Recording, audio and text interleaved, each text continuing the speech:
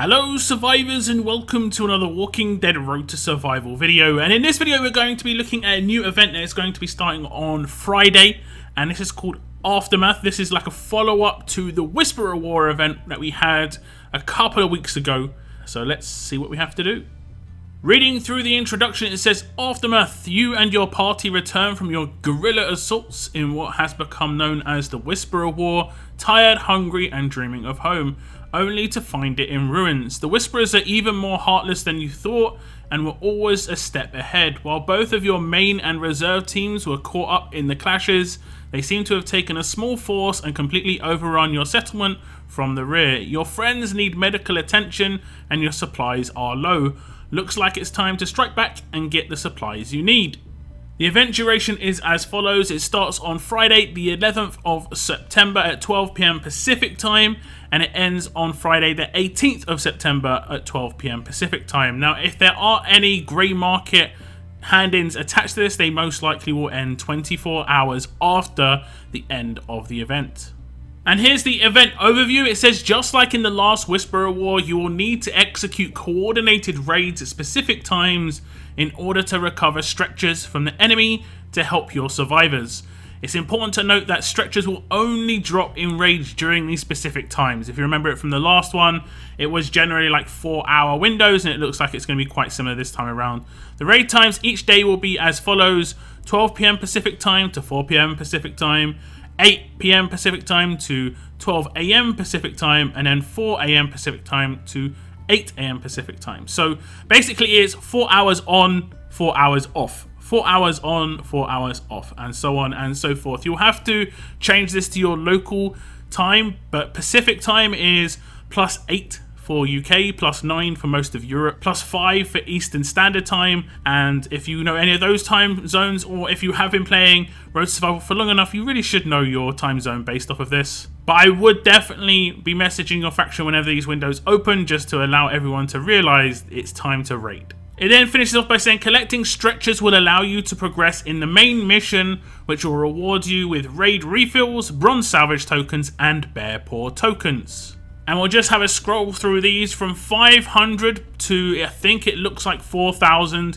You'll be able to get different rewards. There are some refills involved, the salvage tokens as well, and then for the last 3 mission rewards you get a bear paw token for each one. Now, if you remember from the first Whisperer War, they did actually drop quite well, so it wasn't too difficult to come by them, but 4,000 is a lot. I think they were dropping in like 30s.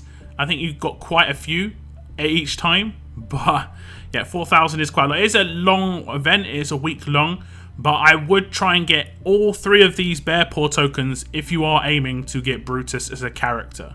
It does finish up this section by saying stretchers will also allow you to run the old school Aftermath roadmap, which will reset daily. The roadmap will offer tourniquets as stage and act rewards, and crutches as a farmable stage drop. Tourniquets and crutches can be redeemed in the Aftermath market for rewards such as S-Class card choice boxes, trainers, gear and more. And here is the roadmap details. It is 1 act, 4 stages, up to S5 difficulty. It resets once per day, and it costs 10 stretchers per stage, a 40 grand total. The stage rewards 4 tourniquets per stage, which is 16 total, and the stage drops, which are repeatable, are crutches. The actor reward is 8 tourniquets, so that means that the grand total of the tourniquets you'll get from this is 24. You should be able to do this 7 times, which should be a grand total of 168, I believe, tourniquets from doing this 7 times. Now here are some of the rewards. First up, the crutches. The Aftermath bag is the big bag by the looks of things. Contents 100 Brady's, 4 S-Class card choice boxes, giving away 1,000 cards of each of these S-Class characters. Mercer, Pete, Princess and Heng Yen. You get to choose which one you want. The cost is 45,000 crutches, and it is a stock of 1. Now, you have to compare that to the previous event, where I believe there was the pistol, which I think was only 12,500, and that took an extreme amount of farming to get. So this is insane. Personally, I think this is very, very high in comparison, but you are getting 4,000 cards. This is free to play effectively. You are going to have to use a lot of energy, but I'm going to be very happy to just avoid this one compared to the last time, because I'm not going to be farming that much for sure. There are some other event stuff as well in here for crutches. It's going to be legendary gear choice boxes for canteens, GPS, whetstones, lots of smaller rewards. I'll probably go for some of this. And then there are some even smaller hand-ins for Burts and gear markers. Then we go on to the tourniquet rewards, and it says the S-Class choice box here has the contents of either 300 Jackie, Axel, Michonne or Shane cards. The cost is 150 tourniquets, so you should be able to get this once by doing the roadmap every single day, and the stock is 30, so obviously being high stock means you will be able to buy those tourniquets, no surprise there. You also have the chance to get 12 bennies, and the cost is 90 tourniquets, and in stock is 8.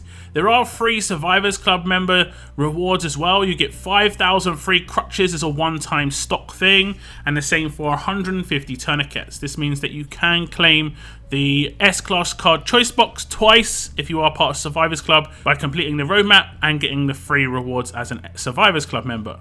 So a little bit of the same of the last event. I thought the last event was a bit much, but it was worth the grind. This one seems a bit too much. Unless the drops are drastically increased, this is like 4 times as much grind to get this big crate compared to the pistol that we got before. The pistol is obviously nice. It is a nice pistol, but damn, that took a lot of grind. It used the majority of my salvage tokens as a free-to-play.